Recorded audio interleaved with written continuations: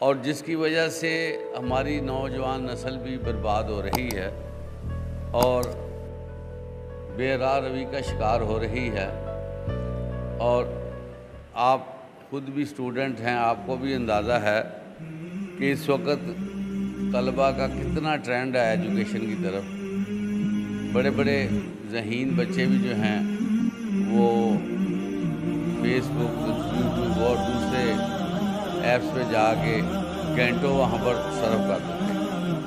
اور تو اور بہت سی گیمز ایسی آ گئی ہیں جس میں 2-3 گھنٹے مسئلہ کوئی نہیں ہے، لمبی گیم چلتی ہے اور لائیو گیم ہے۔ تو یہ ساری چیزیں جو ہیں یہ کھیل تماشا ہے اور اس طرف لگایا جا رہا ہے اس لیے کہ جو لوگ یہ سمجھ چکے ہیں کہ ہم نے اسی زندگی کو جینا ہے، وہ فلی ارینج کر رہے ہیں کہ ہم نے انجوائے کرنا ہے۔ اور مسلمان بھی دیکھا دیکھی نتائج سے بے پرواہ ہو کر اس میں کود پڑے ہیں، اور خصوصی طور پر ہمارا نوجوان طبقہ جو ہے اس میں بہت زیادہ جو ہے وہ انوالو ہو گیا۔ آج جو ہے وہ گھر کے جتنے افراد ہیں تقریباً سب کے پاس ہی اینڈرائیڈ اور وائی فائی ہے۔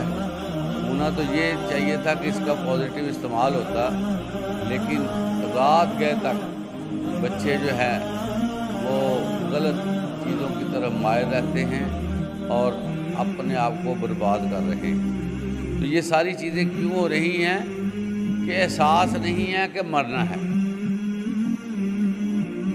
دیکھیں، ایک بندہ بہت محنت کرتا ہے، عبادات کرتا ہے، عمل صالح کرتا ہے اور اللہ کے حضور اس نے پیش ہونا ہے۔ اس کو محسوس ہوگا کہ میں نے تو بہت نیک عمل کیے ہوئے ہیں۔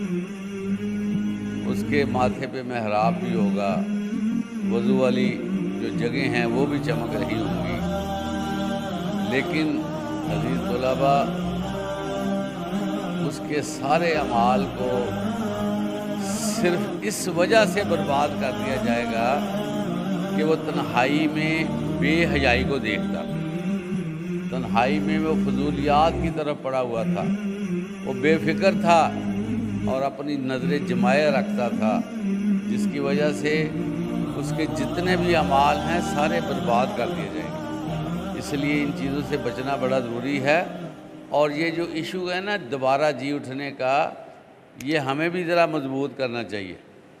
مسلمان تو ہم ہیں، لیکن بہت ساری چیزوں میں ہم تھوڑا سا لیزی ہیں اور ایمانیات ہماری جو ہے نا بڑی لائٹ ہو چکی ہیں۔ وہ لائٹ اس لیے ہیں کہ دیکھا دیکھی ہو رہا ہے، اور یہ یقین کریں کہ یہ چیزیں جو ہیں یہ بندے کو اندر ہی اندر سے کھوکھلا کر رہی ہیں۔ یہ جو سوشل میڈیا ہے نا، یہ دڑا دڑ بندوں کو نکارا کر رہا ہے۔ جیسے یقین کریں کسائی جو ہے وہ جانوروں کو ذبح کر کے نا اس کے ٹکڑے ٹکڑے کرتا ہے، تو یہ جو سوشل میڈیا ہے یہ ہماری نوجوان نسل کو اسی طرح کاٹ کھا رہا ہے، ختم کر رہا ہے۔ اس کی وجہ یہ ہے کہ نوجوان نہیں سوچتا کہ میں نے مرنا ہے، وہ سمجھتا ابھی بڑا ٹائم پڑا ہوا ہے، ابھی جو ہے نا مجھے جو ہے نا وہ فکر مندی کی ضرورت نہیں ہے۔ حالانکہ موت کا پتہ نہیں چلتا کس وقت موت جو ہے وہ آ جائے، اس لیے کوئی اس میں یہ نہیں سوچنا چاہیے کہ ہمیں یہ زندگی ملی ہے اور پتہ نہیں بڑا لمبا سلسلہ ہے۔ لمبا سلسلہ اگر ہو تو وہ اس کا فائدہ ہونا چاہیے، یہ نہیں ہے کہ لمبے سلسلے کا ہم کہیں گے اس کا ہم نے نیگیٹو استعمال کرنا ہے۔ 2 بندے فوت ہوئے تھے، ایک شہید تھا، ایک عام بندہ جو زندگی گزارنے والا۔ تو ایک صحابی نے ان کے بارے میں خواب دیکھا۔ صحابی کیا دیکھتے ہیں کہ جو عام حالات میں فوت ہوا ہے نا وہ جلدی جنت میں چلا گیا، اور جو شہید ہے وہ جنت میں کچھ دیر کے بعد گیا، کچھ عرصہ کے بعد گیا۔ تو اس صحابی نے آپ صلی اللہ علیہ وسلم کو یہ خواب سنایا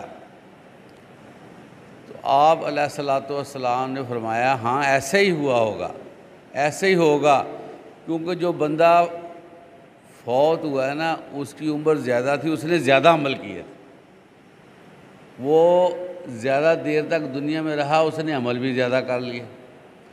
اس لیے عزیز طلبہ یہ نہ سوچا کرے کہ یہ گناہ والی زندگی ہم نے گزار کے زیادہ ہمیں فائدہ ہونا ہے۔ اگر اس زندگی میں ہم اچھے کام کریں گے نا تو یہ ساری چیزیں ہمارے اعمال نامے میں داخل ہوتی جائیں گی، اور قیامت کا دن جو 50,000 سال کا دن ہے نا، وہاں پر انتظار بھی بڑا موت جیسا ہوگا۔ تو بہت خوش قسمت وہ لوگ ہوں گے جو جلدی جلدی جنت میں چلے جائیں گے۔ تو جتنی اعمال کا وزن ہمارا زیادہ ہوگا، بھاری ہوگا نا، اتنے ہم جلدی جو ہے نا اللہ کے فضل و کرم سے جنت میں چلے جائیں گے۔ اس لیے یہ جو عمر ہے یہ تو ہمارے لیے جنت میں تیزی سے جانے کا سبب بن سکتی ہے۔ تو جتنے وقت ملتا ہے ہم اس میں تیاری کریں تو اللہ تعالی ہمیں اچھے اعمال کرنے کی توفیق عطا فرمائے۔ وآخر دعوانا الحمدللہ۔